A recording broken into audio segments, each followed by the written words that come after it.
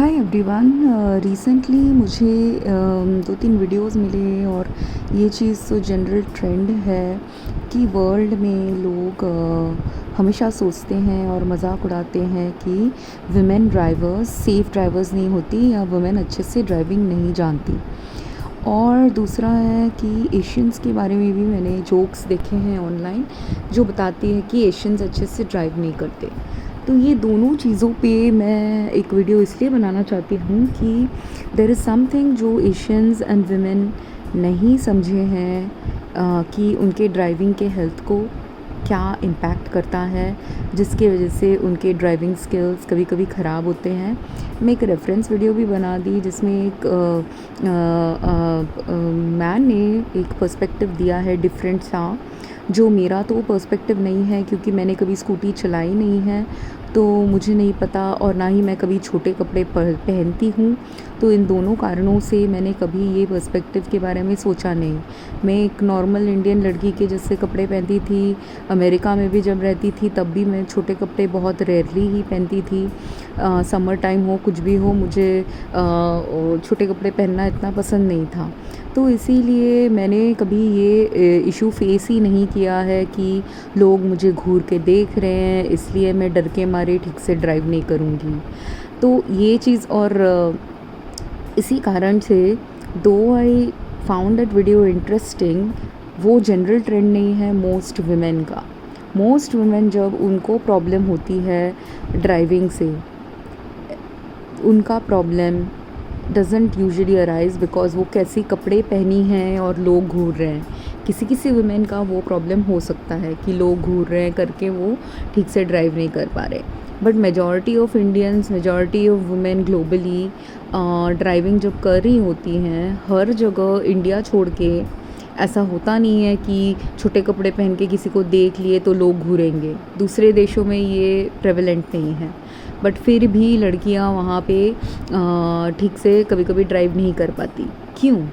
उसके कारण बहुत हैं।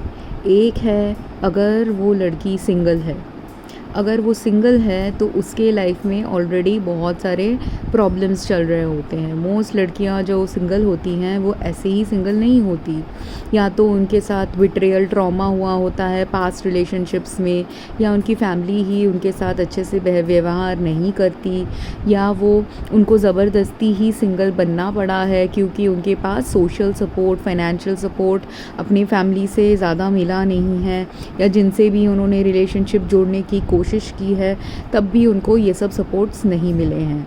तो इसी कारण से जब एक लड़की सिंगल होती है और उन्होंने सिंगल होने का कॉन्शियसली चॉइस किया है, उनके कॉन्शियस चॉइस के पीछे बहुत सारे पास्ट के इश्यूज़ होते हैं, प्रेजेंट लाइफ के इश्यूज़ भी होते हैं। तो ये दोनों फैक्टर्स और ये कंबाइंड फैक्टर्स गवर्न करती हैं किसी लड़की के लाइफ को जब वो एक सिंगल औरत है। And when she has already all these burdens, उसमें क्या होता है मोस्ट ऑफ द टाइम उनका जो बर्डन्स होता है, मैन एंड वुमेन दोनों का बर्डन्स वो एक साथ लेके चल रही होती हैं। वो मैन के जैसे अपने आप को इंडिपेंडेंटली उनको वर्क का भी, वर्क फोर्स का भी प्रेशर होता है, और वुमेन के जैसे घर का भी सब कुछ उनको खुद से करना होता है। तो जब ये इतने सारे फंक्शंस एक साथ खुद से कर रही होती है तो इन्वेरिएबली कोई ना कोई दिन आएगा जब वो टायर्ड होंगी, कोई उनका देखभाल करने के लिए नहीं होगा, पर फिर भी उनको उस दिन काम करना होगा।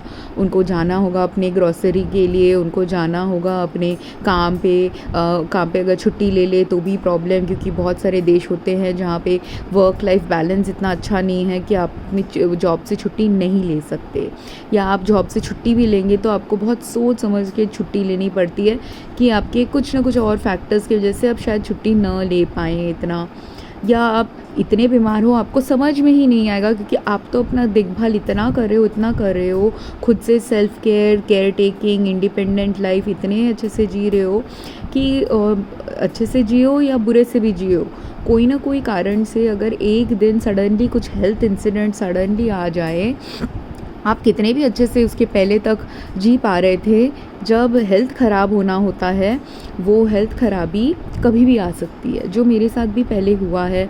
मैं यूएस में एक बार ऐसा हुआ था, मैं बहुत बिज़ी थी उस दिन, तो सुबह से मैंने कुछ खाया नहीं था, मैंने ना ही पानी ठीक से पिया था। यूजुअली मैं गाड़ी में पानी भी रखती हूँ, पर उस दिन शायद मैं पानी रखना भी भूल गई। ऐसा हुआ, तो जब मैं ड्राइव कर रही थी, ड्राइव करके मैंने ग्रॉसरी तक कर ली, पर ग्रॉसरी करने के बाद सडनली दोपहर को 2 बजे मुझे सडनली ऐसा लग रहा है कि मेरा ब्लड शुगर शायद ड्रॉप हो रहा है, मेरे को बहुत टायर्ड फ़ील हो रहा है। क्यों? उसके पहले तक ऐसे मेरे बहुत दिन थे जब मैंने दोपहर के 12 बजे तक 2 बजे तक भी खाना ज़्यादा खाया नहीं है, बहुत हल्का सा ही कुछ खाया है 12-2 बजे तक। बट उस दिन ऐसा दिन आया after years of doing this, जहाँ पे मैंने शायद सुबह से लेके 12 बजे तक या 2 बजे तक मैंने शायद एक ओट मील का एक ब्रेकफास्ट खाया होगा, या ओट मील विद सम, और मैं चीनी वीनी डाल के ज़्यादा खाना खाती नहीं थी, तो उस वक्त मैं सिर्फ सिंपल ओट मील दूध में मिला के ओट मील मैंने खाया होगा, या ओट मील और एक बनाना खाया होगा। तो सुबह से 2 बजे 1 बजे तक आपने अगर कुछ खाया ही नहीं है, और मोस्टली आप चला सके हो क्योंकि मे बी रात को आपने हैवी खा लिया या दूसरे मील्स आप हैवी खाते हो, पर अगर कोई एक दिन आ गया जिस दिन आपका कैलोरी इंटेक, आपका न्यूट्रिशनल कंटेंट बॉडी में एकदम ही ऑल टाइम लो में चला गया है, like a machine of a car. अगर मशीन कार में आपने फ्यूल ठीक से भरी है, कभी कभी हो जाता है ना कि आपने फ्यूल भरी नहीं ठीक से, आपने ध्यान नहीं दिया कि आपका फ्यूल टैंक लो इंडिकेटर दिखा रहा था और आपका सडनली गाड़ी बंद पड़ गया। वैसे ही बॉडी का भी होता है, पर बॉडी में सिर्फ फ्यूल नहीं चाहिए होती है, बॉडी में हमको पानी, न्यूट्रिशन, फूड, हवा, सही कंडीशंस चाहिए होती है हेल्थ को अच्छा रखने का, इंटरनली एंड एक्सटर्नली। अगर हमारे बॉडी के अंदर के कंडीशंस अगर हेल्थ हार्मिंग है तो भी हम बीमार पड़ जाएंगे, सडनली पड़ सकते हैं अगर हमने ऑब्जर्व नहीं किया कि हम धीरे धीरे बीमार पड़ रहे थे। और अगर बॉडी के आउटसाइड का भी फैक्टर्स हमारे हेल्थ इम्पैक्टिंग सडनली हो जाए तब भी हम बीमार पड़ सकते हैं। जैसे दिस इज अस में है, वो जो फादर है वो तो हेल्दी एंड फिट था, वो तो हॉस्पिटल तक चला गया आग लगने के इंसिडेंट के बाद, फिर भी he died in a hospital. क्यों? क्योंकि उसके बॉडी के इंटरनल कंडीशंस ऐसे थे जो डॉक्टर्स को दिखे नहीं ठीक से टेस्ट में, और डॉक्टर्स को दिखे नहीं और समझे नहीं टेस्ट में करके, इवन दो वो बाहर से फिट दिख रहे थे, अंदर से उनका सडनली हेल्थ कोलैप्स हो गया और वो हॉस्पिटल में रहते हुए मर गए। और यही होता है इंसानों का भी, आपको सडनली पता नहीं होगा कि बॉडी के इंटरनल कंडीशंस कब ख़राब हो गए, एक्सटर्नल प्लस इंटरनल कंडीशंस कब ख़राब हो गए कि आपको डेथ आ जाए या आपको एक मेजर कोई हेल्थ इंसिडेंट आ जाए। तो मेरे साथ भी ऐसे ही हुआ, मैं 2 बजे तक कुछ खाना नहीं खाई थी, तो सडनली मुझे टायर्डनेस लगने लग गया, इतना टायर्डनेस लगने लग गया कि मेरे गाड़ी के पीछे ही डिक्की में मैंने खाना तो कुछ ख़रीदा था, फ्रूट्स था, पर उसको फ्रूट्स का क्या है, मैं साफ़ सफाई करके उसको खाती हूँ। बिस्किट्स भी हो उसको ओपन करके खाना है, और बिस्किट्स में भी आपको थोड़ा सा शुगर मिल जाएगा पर आपको हेल्दी कैलोरीज़ नहीं मिलेगा।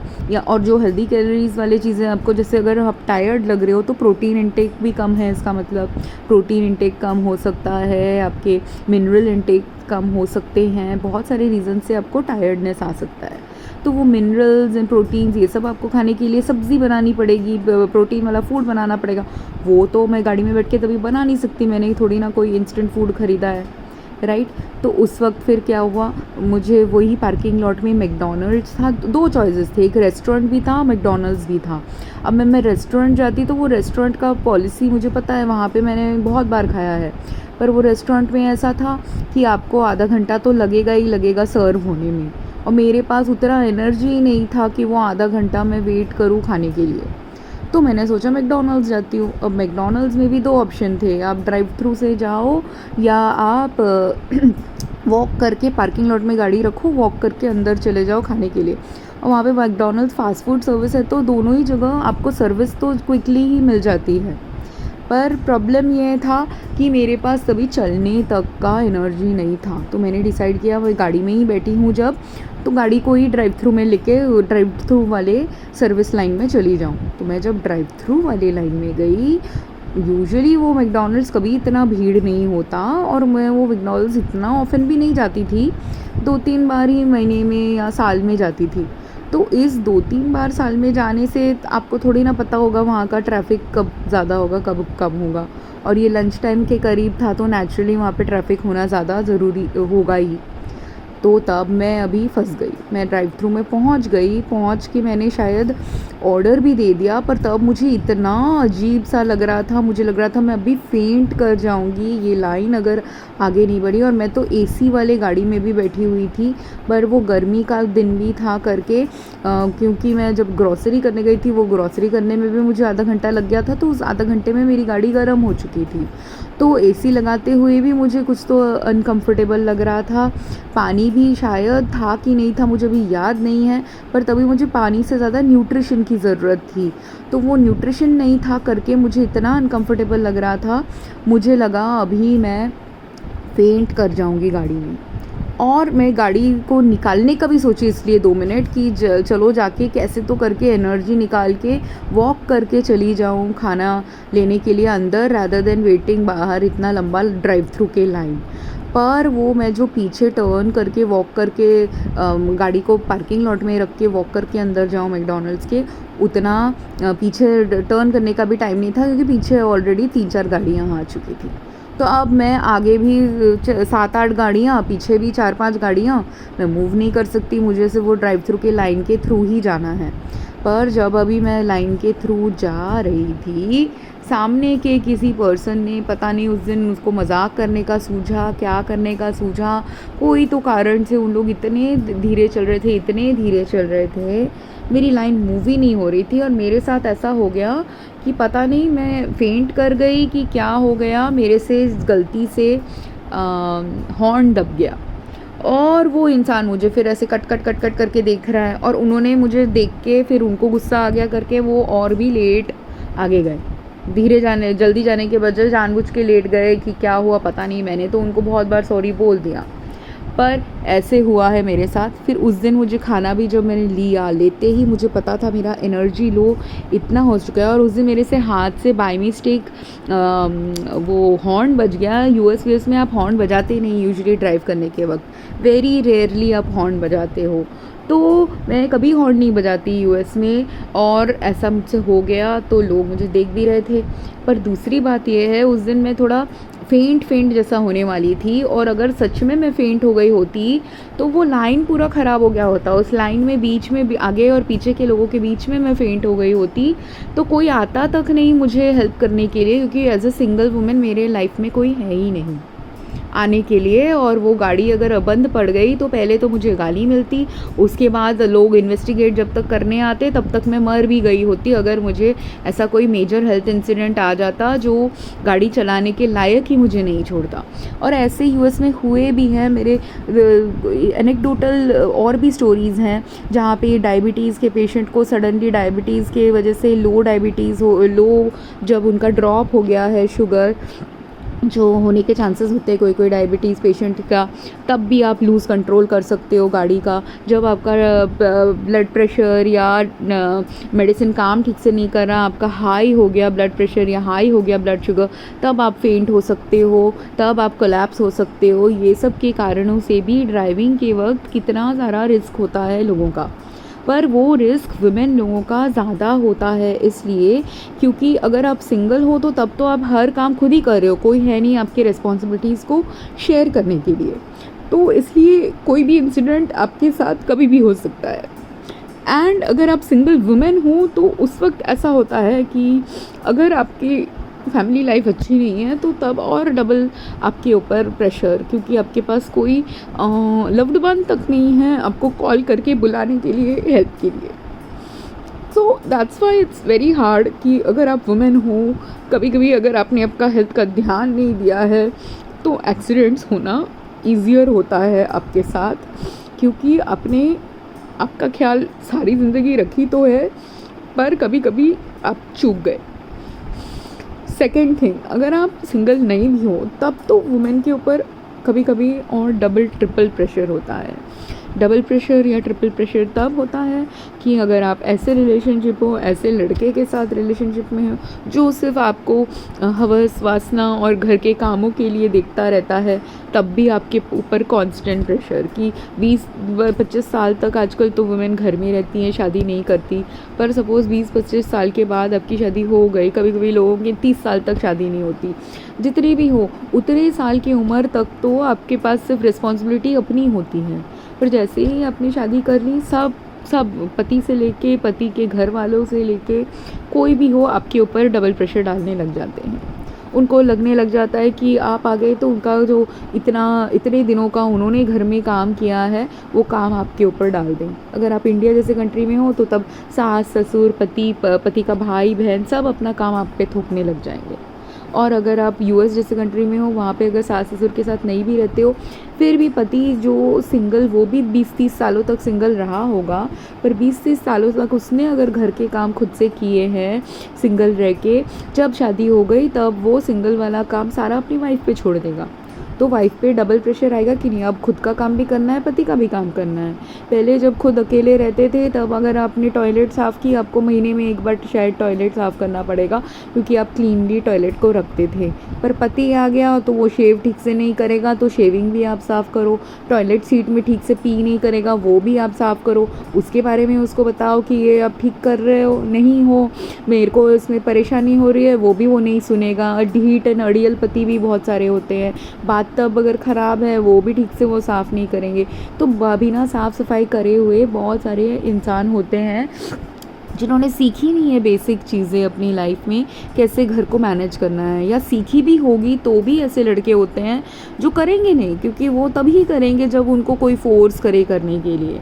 तो उनके मम्मी पापा ने अगर उनको फ़ोर्स किया होगा कि तुम साफ़ सफाई कर लो, ठीक से रखो, तब वो करेंगे। पर अगर मम्मी पापा किसी ने उनको फ़ोर्स नहीं किया होगा, उनके बॉडी में इमीडिएटली टॉयलेट के हेल्थ का असर आता नहीं है करके वो लोग उसको चूक जाते हैं। ऐसा नहीं कि उनकी बॉडी में टॉयलेट के साफ़ सफाई का असर नहीं आएगा। अगर आपके बाथरूम में मोल्ड है, फंगस है, बैक्टीरिया जम रहा है, डर्टी वाला बाथरूम आपने रखा हुआ है, वो लैक ऑफ हाइजीन और लैक ऑफ हेल्थ के कंडीशंस की वजह से सबसे पहले आपकी बीवी का ही हेल्थ ख़राब होगा।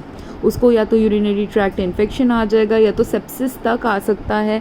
सेप्सिस के वजह से भी उसका मूड चेंजेस, मूड प्रॉब्लम्स, बहुत कुछ हो सकता है, जिसकी वजह से अभी वो लड़की पहले तो अकेले रहती थी, उसको कोई हेल्थ इश्यूज़ नहीं थे, तो एटलीस्ट वो मतलब कुछ दूसरे आउटसाइड सोर्सेज, बिकॉज पति एक outside source of health issue है, तो पति की वजह से, पार्टनर की वजह से हेल्थ इश्यूज़ नहीं आ रहे हैं। पर जैसे ही पति पार्टनर आ गया और उस वक्त उसने हेल्थ इश्यूज़ ऐड करने लग गए पत्नी के ऊपर, तो वो पत्नी का ड्राइविंग का स्किल हो, घर में काम करने का स्किल हो, ड्रॉप डाउन होगा कि एक्सीलेंट कंडीशन में होगा, बिकॉज बाहर से पति इज़ सो ब्यूटिफुल।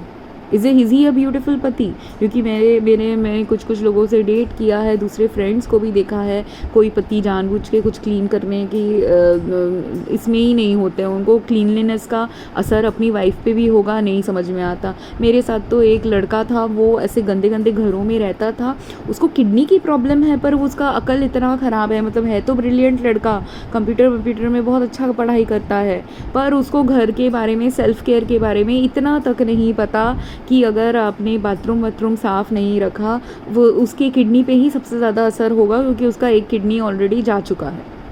इतने अकल कम वाले इंसान हैं, खुद के हेल्थ के बारे में उनको पता नहीं। और अगर कोई, मैं हेल्थ केयर की पर्सन थी तो मैंने बताया, डायरेक्टली बताया, इनडायरेक्टली बताया, कितना बताया इंसान को जो अपना खुद का ख्याल ठीक से नहीं रख पा रहा। आप बच्चे तो हो नहीं, 5 साल के बच्चे तो हो नहीं, आप 20-30 साल के इंसान हो, 30 साल तक अगर आप पहुंचने वाले हो, तब अगर आपका ध्यान रखना आपने सीखा नहीं है, और जो ध्यान रख सकता है आपको सिखाने की कोशिश कर रहे हैं कि आपको ये करना ज़रूरी है हेल्थ के लिए, तब मैंने अपने हेल्थ के लिए ही बोला। पर आप अगर किसी से शादी करने वाले हो तो आपको उसका हेल्थ भी देखना है कि सिर्फ अपना जो काम चल रहा है तो चल रहा है वो देखना है। आप ऐसे नहीं चल सकते ना लाइफ में। मगर लोग बहुत है जो ऐसे चलते हैं इंडिया में तो और भी ज़्यादा है, क्योंकि पर्सनल हाइजीन के बारे में लड़के इतने ख़राब है।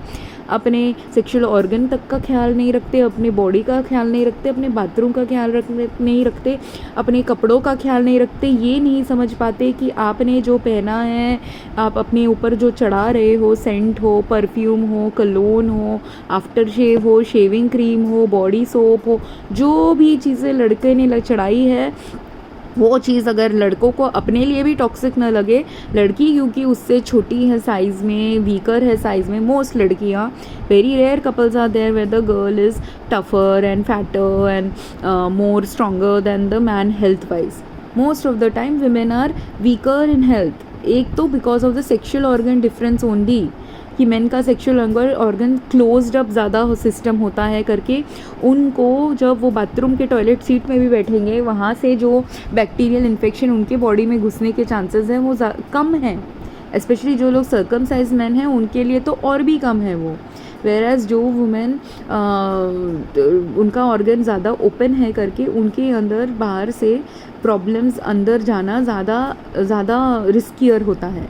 एंड वो प्रॉब्लम सिर्फ टॉयलेट सीट में बैठने से नहीं, अगर वो मैन गंदे टॉयलेट सीट में बैठता है और वो मैन उसके साथ सेक्स भी कर रहा है, तो उसके सेक्सुअल ऑर्गन का भी इम्पैक्ट वो लड़की पे आएगा, सेक्सुअल ऑर्गन के हेल्थ का। उसको ना बीमारी आए क्योंकि उसके अंदर उसका organ is a close system, it's like a pipe, but that pipe which is unclean, if that unclean pipe के टिप में या अंदर आसपास कहीं पे भी बैक्टीरिया जमा हुआ है, जो मैन के बॉडी में जाने में थोड़ा टाइम लगेगा क्योंकि वो छोटा पाइप है, पर वुमेन के बॉडी में वो पाइप बड़ा है, इसलिए वो वुमेन के बॉडी में पाइप का ओपनिंग भी बड़ा है। तो वुमेन के बॉडी में और ओपनिंग बड़ा क्यों है? क्योंकि वो पीइंग के ऑर्गन के साथ साथ वुमेन का बॉडी का सेक्सुअल ऑर्गन का भी एक ओपनिंग है, दो ओपनिंग है वुमेन के बॉडी में। और वो जो दो ओपनिंग्स हैं, वो दोनों ओपनिंग्स में या तो पीइंग की वजह से भी प्रॉब्लम आ सकती है, या तो मैन ने कैसे अपना सेक्सुअल हेल्थ रखा है उसकी वजह से भी वुमेन का sexual health and physical health तक रिस्क में आ जाता है। इसीलिए कितने सारे वुमेन हैं जो चाइल्ड बर्थ में पहले इसलिए मरती थी, इसलिए सिर्फ नहीं कि चाइल्ड बर्थ के कंडीशंस ख़राब थे, सिर्फ ये चीज़ लोगों ने ऑब्ज़र्व नहीं किए पे। और अभी भी बहुत सारी वुमेन हैं जो बहुत सारे वीमेंस हेल्थ प्रॉब्लम से जूझ रही हैं, जो मेन ने कभी इन्वेस्टिगेट तक नहीं किया। और अगर वुमेन बोले कि आपके वजह से ये प्रॉब्लम है, मेन इतने डिनायल में रहते हैं, उनको समझ में नहीं आता कि उनके सेक्सुअल एनर्जी से लेके उनके बॉडी के chemical and biochemical problems and microbial problems की वजह से जो वो मैन को ही शायद लेट लाइफ में इम्पैक्ट करे, क्योंकि मेन लोगों को उनके पुअर सेक्सुअल हेल्थ की वजह से प्रोस्टेट कैंसर एंड दूसरे सेक्सुअल ऑर्गन्स के जो low sperm count and all these poor health problems जो चालू होते हैं लाइफ में, वो उसका असर थोड़ा लेट उनको लाइफ में समझ में आता है। पर वुमेन को सेक्सुअल ऑर्गन का हार्म का प्रॉब्लम्स इमीडिएटली समझ में आ जाता है, या तो इंट्यूटिवली समझ में आ जाता है, या तो झट से अगर उनके बॉडी में इतना ही केमिकल प्रॉब्लम्स, बायोकेमिकल प्रॉब्लम्स जो उनके पार्टनर से उनको मिल रहा है, वो या माइक्रोबियल कंटामिनेशन पार्टनर से मिल रहा है, पार्टनर के घर के रखने के तरीके से मिल रहा है, वो सब इमीडिएटली वुमेन के बॉडी में आ जाता है। और फिर वो आपके साथ बुरा बर्ताव कर ही सकती है, क्योंकि जैसे गट एंड ब्रेन्स का एक कनेक्शन है, वैसे ही sexual reproductive organ and brains का भी एक कनेक्शन होता है। वुमेन में भी होता है, मेन में भी होता है। मेन भी इसलिए, अगर उनका सेक्सुअल हेल्थ अच्छा नहीं है, उनका ऑलरेडी बॉडी कुछ वे में फेल कर रहा है, if they have bad sex, कभी कभी मेन का भी मूड इसलिए ख़राब हो जाता है। अगर वुमेन है जो अच्छा हाइजीन नहीं रखती और मेन है जो ज़्यादा सेंसिटिव है सेक्सुअल हेल्थ के बारे में, तो तब मेन का भी गट ब्रेन का तो स्टडी हो चुका है, पर reproductive organs and brain and energy का स्टडी चल रहा है। और ये एंशिएंट है चीज़ कि आप सेक्सुअल एनर्जी किसी के साथ शेयर कर रहे हो तो एनर्जेटिकली ही पहले तो अगर आपकी एनर्जी अच्छी नहीं है, आप एक दूसरे को इन्फ्लुएंस कर दोगे और आपका झगड़ा आ जाएगा। और ऐसा होता भी है, इसलिए बहुत सारे पार्टनर्स जो अच्छे से एक दूसरे का हेल्थ मेंटेन नहीं करते, खुद का हेल्थ तक नहीं मेंटेन करते, वो सारे लोग ऐसे होते हैं कि वो सेक्स करेंगे और फिर पार्टनर के साथ झगड़ेंगे। ये कांस्टेंट उनका रिपीटिंग साइकिल रहता है, सेक्स करेंगे झगड़ेंगे। क्यों? क्योंकि आप सेक्स कर रहे हो, सेक्स करते वक्त आप गलत एनर्जी एक दूसरे के पास चला जा रहा है, या माइक्रोब्स एक दूसरे के बॉडी से चला जा रहा है, या बायोकेमिकल्स चला जा रहा है जो आपने स्प्रे किया है अपने बॉडी में, सेंट का, परफ्यूम का, या आपके कपड़े में जो सेंट है, परफ्यूम है, टैल्क है। आजकल तो कपड़ों में डाई, टैल्क, बहुत कुछ और हॉरिबल चीज़ें हैं। मैंने अभी कुछ वीडियोस देखी वुमेन के जो सेल करती हैं कपड़े ऑनलाइन फॉर अपने ऑनलाइन बिजनेस के लिए। अब जो मेन होते हैं, मेन यूजुअली कपड़ों को सेल जब करते हैं उतना अच्छे से खोल के नहीं दिखाते, कुछ नहीं, तो उनके बॉडी में उतना डाइज़ का, केमिकल्स का असर उनके बॉडी में आता नहीं, क्योंकि वो लोग थोड़े लेज़ी होते हैं, ठीक से दिखाते नहीं है कपड़े लोगों को। बट जो वुमेन होती है वो लेज़ी नहीं होती, वो हार्ड वर्किंग होती है, और उनको पता है कि वुमेन को कैसे कपड़े देखना पसंद है, तो वो लोग पूरा अच्छे से खोल के कपड़े दिखाती हैं। तो जो भी मेन हो या वुमेन, जो भी ये कपड़े दिखाने की इंडस्ट्री में सिंसियरली जो काम कर रहे हैं, वो अभी बीमार पड़ रहे हैं।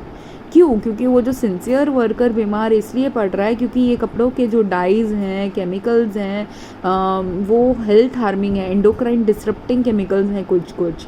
इसके वजह से आपके हाथ से वो अब्जॉर्ब होके आपके हाथ में भी सिर्फ नहीं, अगर माइक्रो पार्टिकुलेट मैटर वाले कुछ केमिकल्स हैं, आपके इन्हेलेशन के वजह से भी बहुत सारी ये सब जो सेल कर रही है ऑनलाइन सेलर्स, उनको एलर्जीज़ भी हो रही हैं। पर वो सिर्फ एलर्जी नहीं हो रही, उनको ये नहीं समझ में आ रहा है उनका मल्टीपल ऑर्गन फेलियर तक का स्टेज उनके बॉडी में डेवलप हो रहा है स्लोली, पर उनको समझ में नहीं आ रहा। और मल्टीपल ऑर्गन फेलियर के बारे में मैं क्यों बोल रही हूँ? क्योंकि सपोज़ आपका घर का कंडीशन भी ऐसा है कि आप पानी वानी जो पीते हैं, जहाँ रहते हैं वहाँ पे भी पोल्यूशन अगर हाई है, आपका खाना भी ऐसा है जिसमें पोल्यूशन अगर हाई है, प्लस आप काम में इतना सिंसियरली काम तो कर रहे हैं, वहाँ पे भी pollution level from cloth touching, inhaling, आपका वो क्लोथिंग के जो दुकान होते हैं वो यूजुअली इंडिया में तो छोटे दुकान भी होते हैं, सर्कुलेशन और वेंटिलेशन भी नहीं अच्छा होता।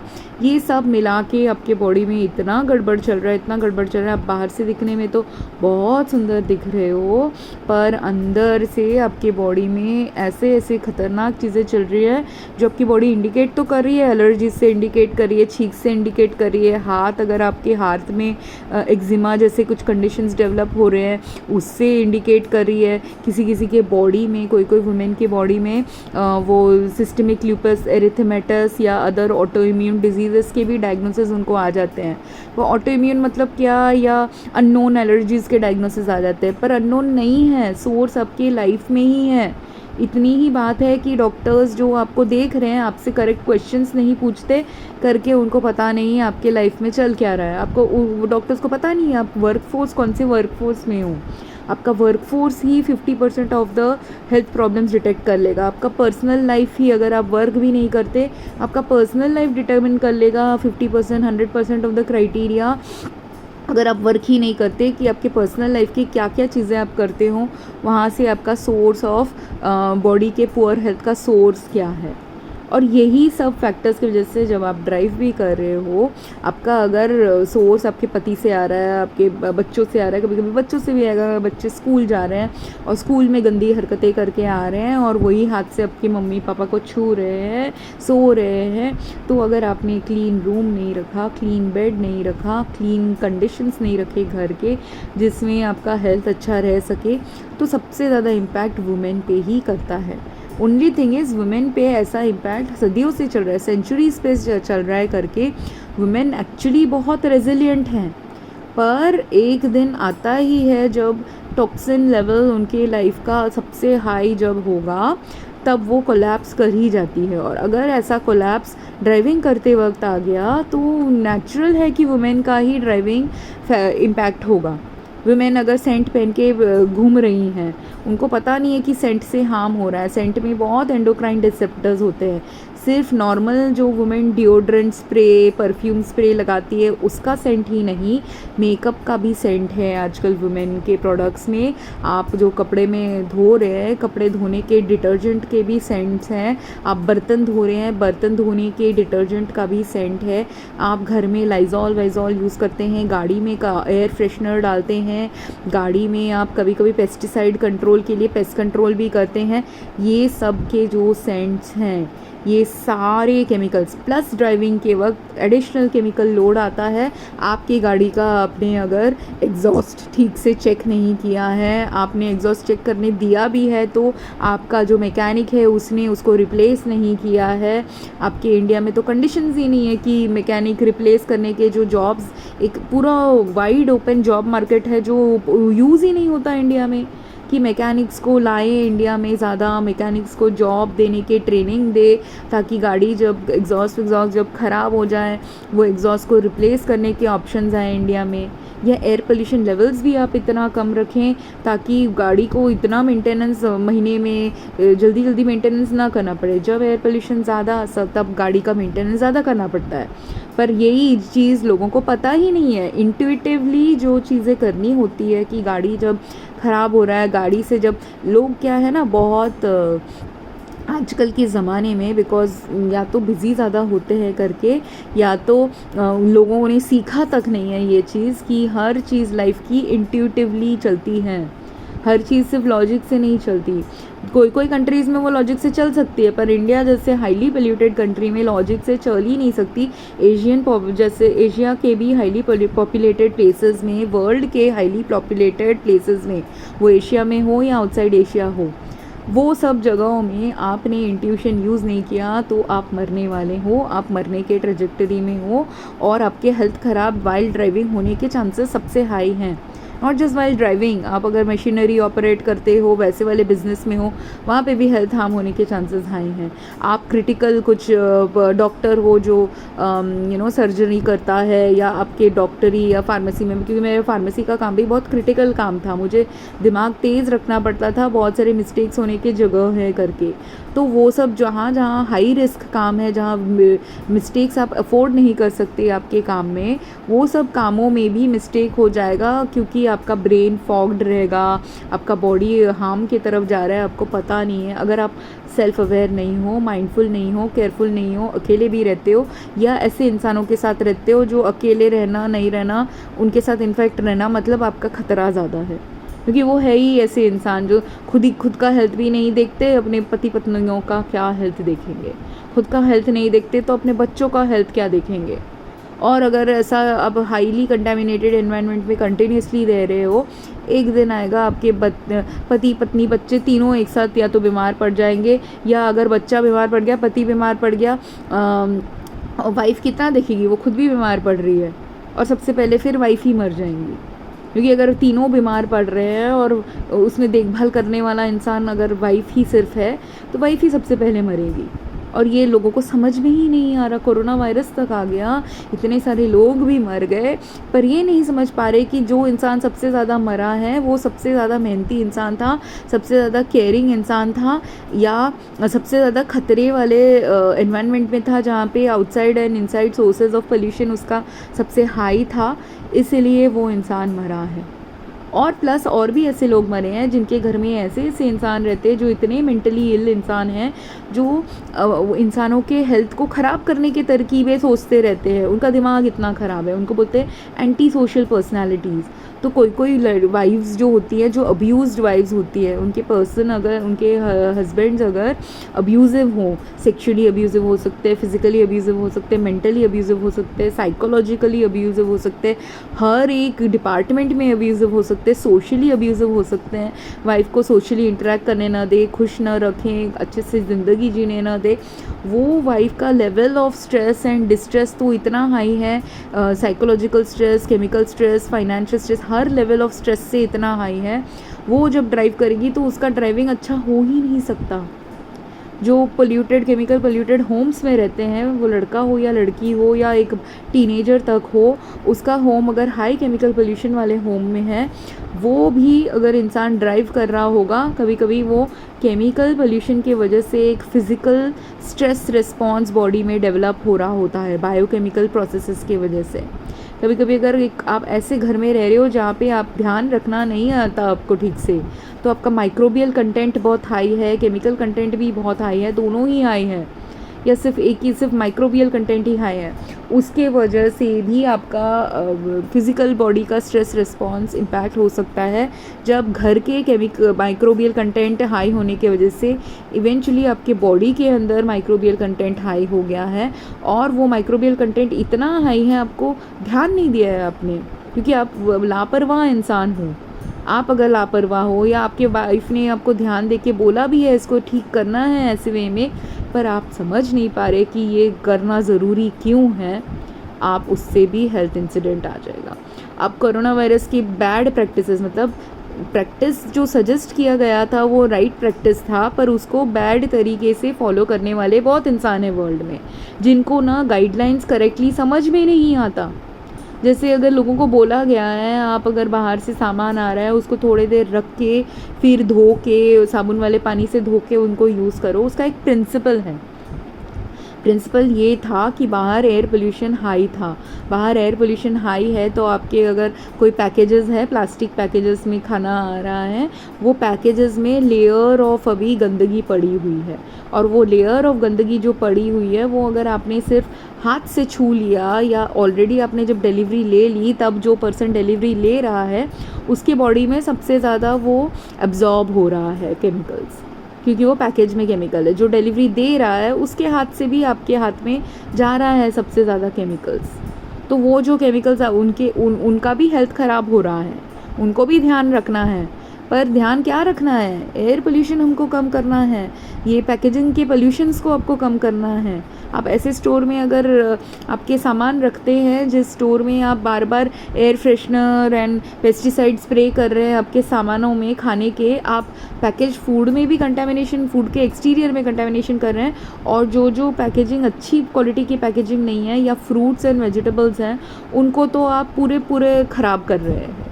तो ये भी बहुत हो रहा है अर्थ में आजकल, और सबसे ज़्यादा फूड को हैंडल वुमेन ही करती हैं घर में। घरों में तो वुमेन ही करती है, ऑफिस में वर्क में मेन करते हैं, जो लोग फूड इंडस्ट्री के मेन हैं या हॉस्पिटैलिटी इंडस्ट्री के मेन हैं। पर वो हॉस्पिटैलिटी के इंडस्ट्री के मेन अगर उन्होंने घर से ठीक से नहीं सीखा है फूड हैंडलिंग प्रैक्टिस, तो भी वो मरने वाले हैं या हाई हेल्थ रिस्क में हैं। और जो फूड हैंडलिंग वुमेन जो केयरफुली करती हैं वो भी हाई रिस्क में आजकल इसलिए है क्योंकि पहले का जो पैराडाइम था हेल्थ को सेफ रखने का, वो पैराडाइम ही अभी चूक रहा है। ये लोगों को समझना है। तो वही इंसान जो एशियंस के बारे में जब आप कह रहे हैं कि वो ड्राइविंग ठीक से नहीं करते, वो इसलिए है, एशियंस का आपने अगर बॉडी देखा होगा, फर्स्ट ऑफ ऑल एशियंस एक हाईली पॉपुलेटेड कंट्री से आती है, बिकॉज एशियंस एक अभी हाईली डेंसली पॉपुलेटेड कंट्री से आते हैं। जो भी आपने अगर जो कंट्रीज़ में ना डेंसिटी ऑफ पॉपुलेशन लेस होती है, वहाँ पे क्या होता है, न्यूट्रिशन एक्सेस एक इंसान का हाई होता है। इसलिए आपने कहाँ देखा होगा लोग, इंसान बहुत लंबे होते हैं, हट्टे गट्टे होते हैं, हेल्दी होते हैं। कौन से जगहों में होते हैं? जो साइबेरियन डेजर्ट के एरिया के लोग होते हैं वो लोग हट्टे गट्टे होते हैं, रशिया जैसी जगहों से। जो एकदम कोल्ड के विदेशों में, कनाडा जैसे जगहों से, ग्रीनलैंड आइसलैंड जैसे जगहों से, या अमेरिका में भी जहाँ पे एक्सेस ऑफ फूड और डेंसिटी ऑफ पॉपुलेशन कम था, वहाँ पे आपका जितना आप खाना ग्रो करोगे, अगर 100 केजी का एक एरिया में खाना ग्रो हो रहा है और 100 इंसान है, हर इंसान को 1-1 केजी का खाना मिल जा रहा है। ऐसे मैं रैंडम नंबर्स दे रही हूँ, but just for understanding the basic maths, कि उनको 1-1 केजी का खाना मिल रहा है। और न्यूट्रिशियस खाना इसलिए मिल रहा है क्योंकि वो 100 केजी का खाना भी जिस एरिया में बन रहा है वो सपोज़ एक 1000 एकड़ ज़मीन में बन रहा है, वेरेज़ इंडिया में वो 1000 एकड़ ज़मीन पे 100 केजी का खाना नहीं बन रहा होगा, 1000 एकड़ के ज़मीन पे 1000 केजी का खाना बन रहा होगा। और वो 1000 केजी का खाना अभी जब बन रहा है, ऑलरेडी वो खाने का न्यूट्रिशनल कंटेंट कम हो गया, क्योंकि जो एक ही ज़मीन पे 100 केजी बनाएं या 1000 केजी आप बढ़ाएं, जब 100 केजी आप बढ़ाएंगे उसका न्यूट्रिशनल कंटेंट बेटर होगा, 1000 केजी बढ़ाएंगे या उससे ज़्यादा बढ़ाएंगे उसका न्यूट्रिशनल कंटेंट कम होता जाएगा। आप क्वांटिटी बहुत बनाते जाए पर न्यूट्रिशन कम होता जाएगा।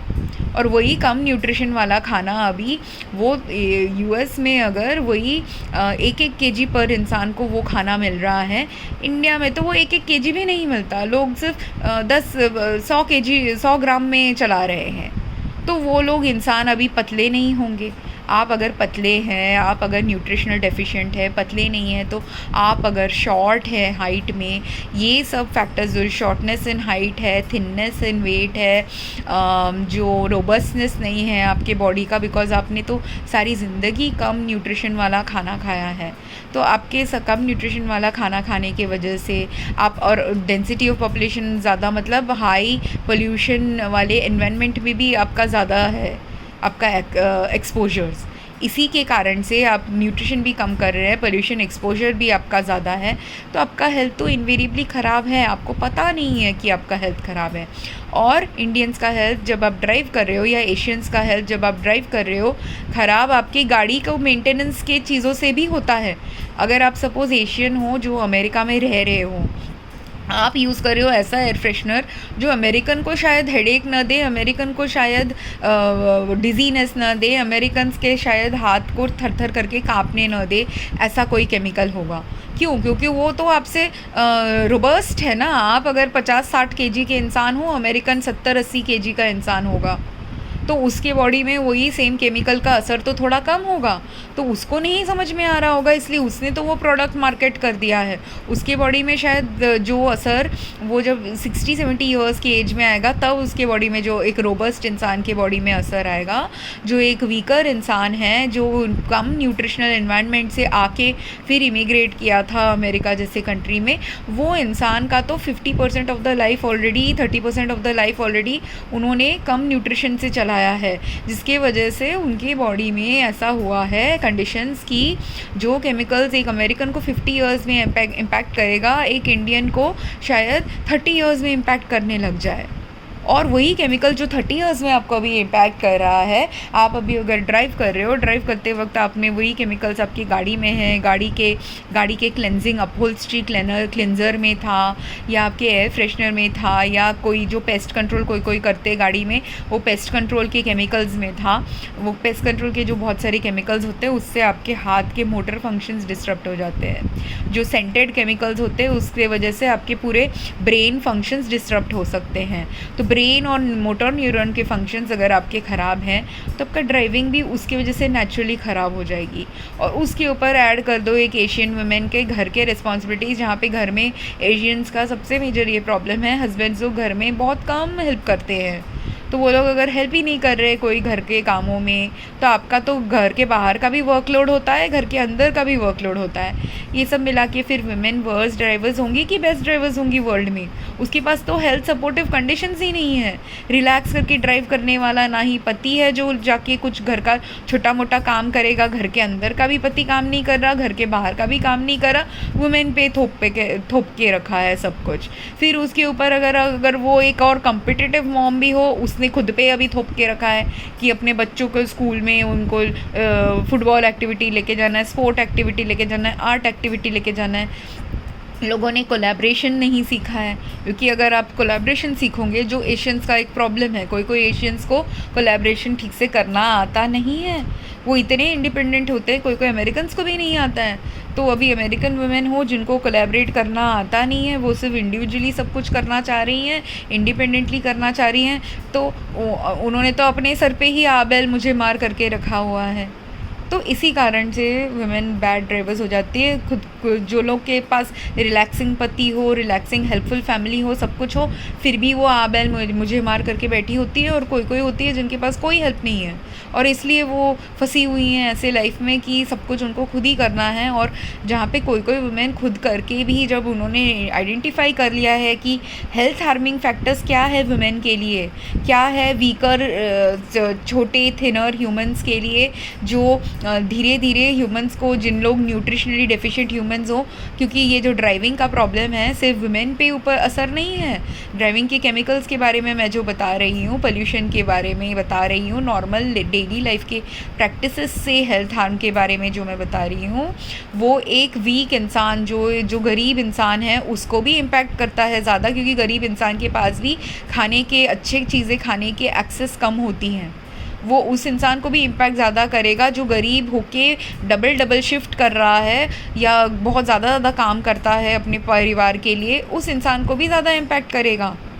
तो जो वही मैं बता रही हूँ कि जो लोग मर रहे हैं या मरने के ट्रेजेक्टरी में, वो सबसे मेहनती इंसान ही मर रहे हैं, और जो कुछ काम करने वाले इंसान नहीं है, सब आधा काम करके चलाने वाले इंसान हैं, वो इसलिए मर रहे हैं क्योंकि अगर उनको देखभाल करने वाले लोग ही मर रहे हैं तो वो उनका देखभाल कहाँ से होगा।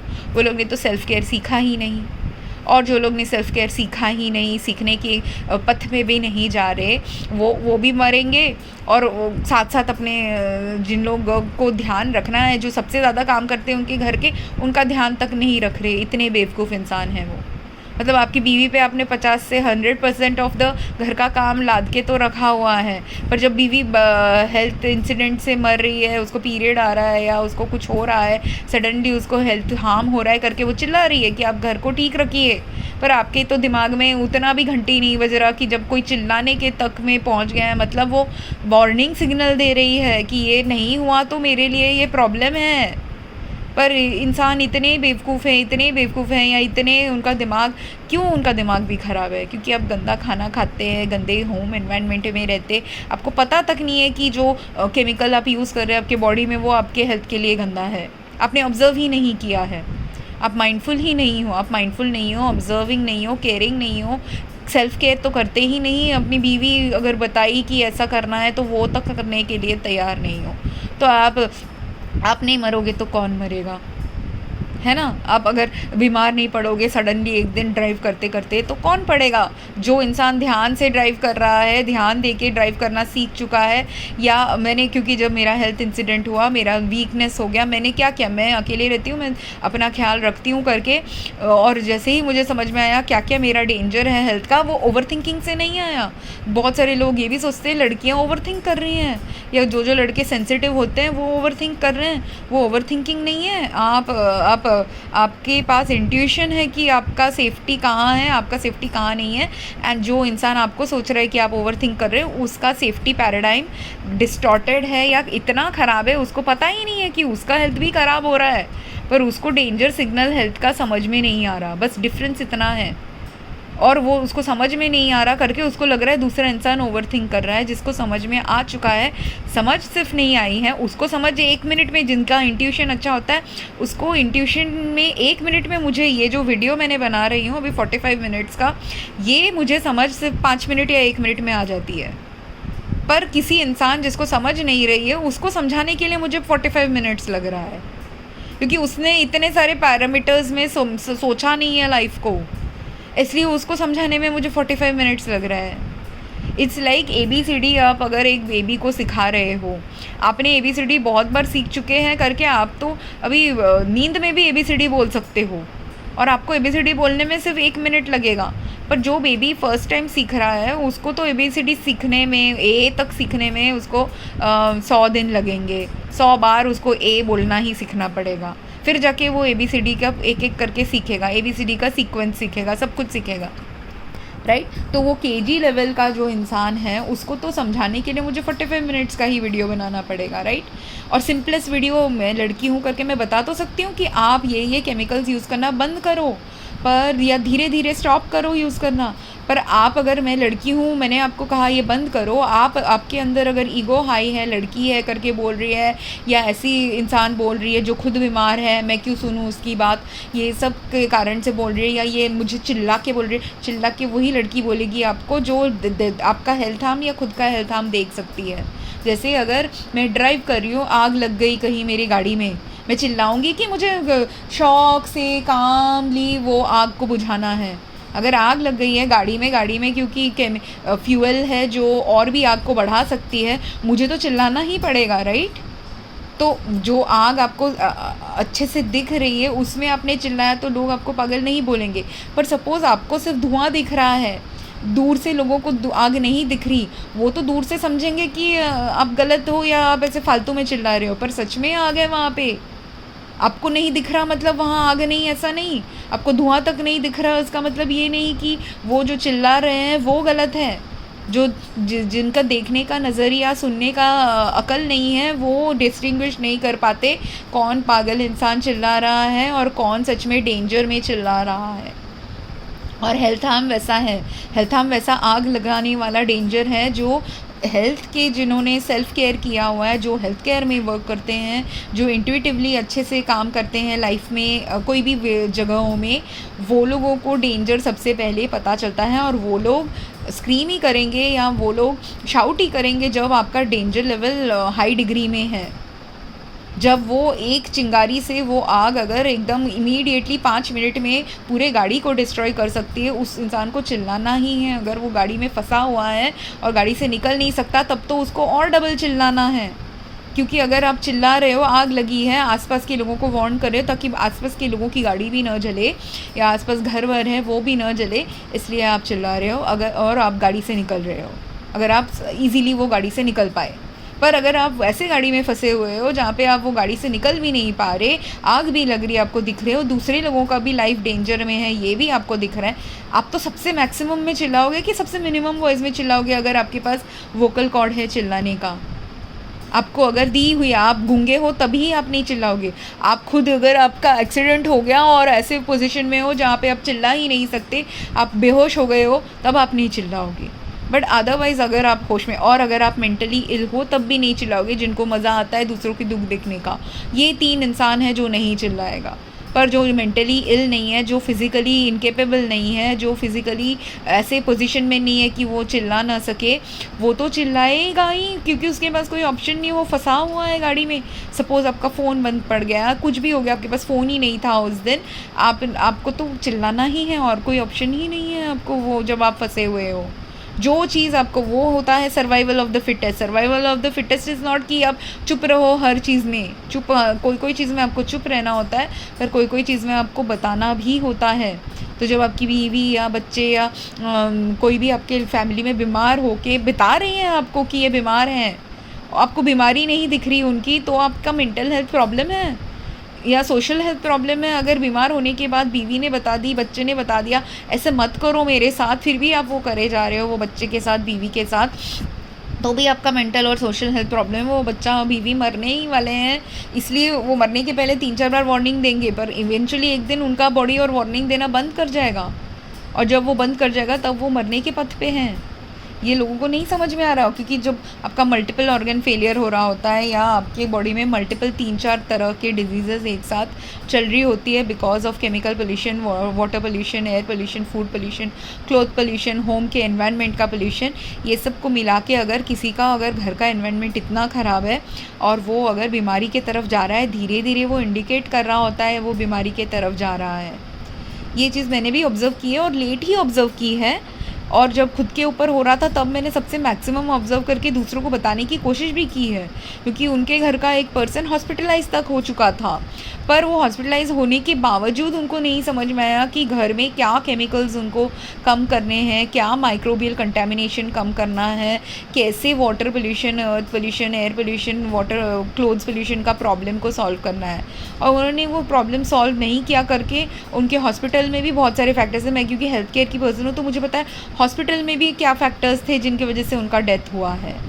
क्योंकि वो इंसान जो मर गई, उनका घर के कंडीशंस की वजह से बहुत सारे फैक्टर्स थे करके वो उनका हेल्थ एक बुरे ट्रेजेक्टरी में था, पर उनका हेल्थ घर के बाहर हॉस्पिटल में भी बहुत सारे फैक्टर्स थे, जैसे एसी वेसी अगर उन्होंने ठीक से नहीं साफ़ किया है। और ये कोरोना वायरस की वजह से सबसे पहले पता चला है कि हॉस्पिटल के एसी की वजह से, घर के एसी का अगर ठीक से अपने मोल्ड वोल्ड रिपेयर नहीं कराया, एसी का सर्विस नहीं कराया, उससे के वजह से भी लोग मर सकते हैं। घर के बाहर की कंडीशंस की वजह से भी लोग मर सकते हैं। जब घर के बाहर भी आप अगर हॉस्पिटल में हो जहाँ पे हॉस्पिटल को करेक्ट मेंटेनेंस करना नहीं आता, करेक्ट हाइजीन मेंटेन करना नहीं आता, पेशेंट केयर करना नहीं आता, वहाँ पे भी पेशेंट इसलिए मर जाते हैं हॉस्पिटल की कंडीशंस की वजह से भी। और इनके तो लाइफ में घर में भी प्रॉब्लम था, घर के बाहर भी प्रॉब्लम था, तो भगवान का लिए बेस्ट राउट उनका डेथ ही था, उनके लिए और कोई चॉइस ही बचा नहीं था। हॉस्पिटल में भी उन लोग देख नहीं पा रहे कि किस किस कारण से ये पेशेंट बीमार हो रही है। उनको सिर्फ बेसिक चीज़ें पता है, बेसिक से आगे नहीं सीखा है उन्होंने। और घर में भी लोगों ने बेसिक से आगे सीखा नहीं, और बेसिक में भी गड़बड़ कहाँ है ये इंसानों को अभी जगना है, क्योंकि बेसिक चीज़ों में ही अभी आजकल बहुत गड़बड़ है। और यही बेसिक चीज़ों में गड़बड़ है करके, ड्राइविंग के कंडीशंस में ही बहुत सारे गड़बड़ है करके, जब लोग बुरा ड्राइव कर रहे हैं या धीरे धीरे ऑब्जर्व खुद ही कर रहे हैं कि मैं ड्राइव ठीक से कर नहीं पा रहा, हाथ काँप रहे हैं, ब्रेन फॉग हो रहा है, मुझे सांस लेने की तकलीफ़ हो रही है, डॉक्टर के पास आप 10 बार जाएं और डॉक्टर ने आपको फिट बिल दे दिया, मतलब ये नहीं कि आप फिट हैं। आपका बॉडी अगर सिम्टम दिखा रहा है आप अनफिट हैं और डॉक्टर आपको कितना भी बोल दे, आप नहीं ड्राइव कर सकते। ये मेरे साथ बीच में हुआ है। मैं इतने बुरे हालत में थी, मैं ड्राइविंग की हालत में नहीं थी, मेरा ड्राइविंग लाइसेंस एक्सपायर हो गया, मैंने उसको रिन्यू नहीं किया। रिन्यू करने के एक फ़ेज़ में आई थी जब भी हेल्थ ठीक था करके, मैं वापस 2-3 हफ्ते ड्राइविंग सीखी। पर वो क्योंकि मुझे थोड़ा ड्राइविंग का प्रैक्टिस चाहिए था, ऑटोमेटिक गाड़ी मेरे को अच्छे से ड्राइविंग करना आता है, पर मुझे मैनुअल गाड़ी अच्छे से ड्राइव करना नहीं आता। तो इंडिया में क्योंकि ड्राइविंग टेस्ट के वक्त आपको ऑटोमेटिक गाड़ी हमेशा नहीं मिलेगी करके, मैंने मैनुअल का भी ड्राइविंग एक और बार सीखने की कोशिश की। तो जब मैनुअल का मैं ड्राइविंग प्रैक्टिस कर रही थी, उस वक्त जब हेल्थ ठीक था तब मैंने किया, पर वापस मेरा हेल्थ जब डिटेरिएट हो गया, मुझे दिख रहा है मेरा सांस लेने में मुझे तकलीफ़ हो रही है, रास्ते में पोल्यूशन की वजह से मुझे तकलीफ़ हो रही है, रास्ते में ज़्यादा ट्रैफिक है मतलब ज़्यादा पोल्यूशन है तब तकलीफ़ हो रही है, मैं नहीं ड्राइव कर सकती उस वक्त। तो मैं नहीं ड्राइव करती इसलिए कि अभी मेरे को ड्राइविंग की ज़रूरत है, मेरे को लाइसेंस की ज़रूरत है, पर ज़्यादा ज़रूरत क्या है, हेल्थ की और हेल्थ सेफ्टी की।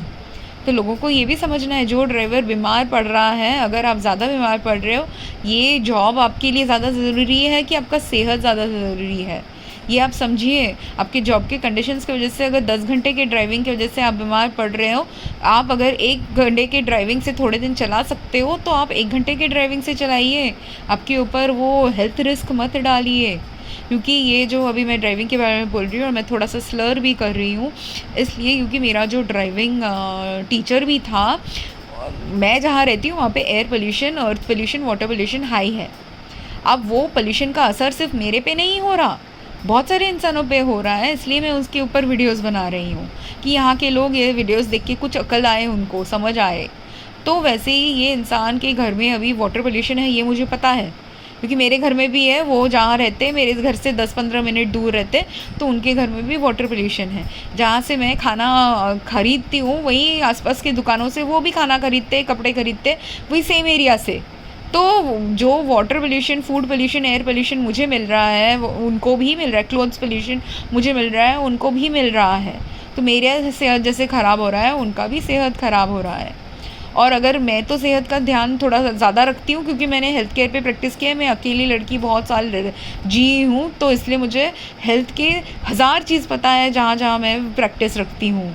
मैं उतना 1000 चीज़ को 1 मिनट में आपको बता सकती हूँ 1000 में से कौन सा आपका हेल्थ का प्रॉब्लम है। ये है मेरा गुण। पर वो लोग समझे ना समझे मैं नहीं कर सकती कुछ। पर उनके मेरे को पता था उनके वाटर पोल्यूशन और कहाँ कहाँ से उनको हेल्थ ख़राब हो रहा था।